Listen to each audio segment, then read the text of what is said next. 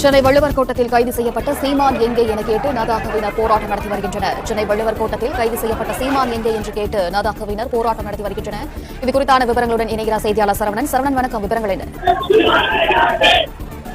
அண்ணா பல்கலை விவகாரத்துல இந்த விவகாரத்தை கண்டித்து நாம் தமிழர் கட்சியினர் சார்பில் இன்று சென்னை வள்ளுவர் கோட்டத்தில் ஆர்ப்பாட்டம் நடத்துவதற்கு திட்டமிட்டிருந்தார்கள். ஆனால் காவல்துறையினர் அந்த ஆர்ப்பாட்டத்திற்கு அனுமதி மறுத்து ஆர்ப்பாட்டம் நடத்துவதற்கு முன்பாகவே அங்கு குவிந்திருந்தவர்களை கைது செய்தார்கள். தடையை மீறி போராட்டம் நடத்துவதற்கு பல்வேறு பகுதிகளில் இருந்தும் வந்திருந்த நாம் தமிழர் கட்சியினர் கைது செய்யப்பட்டார்கள்.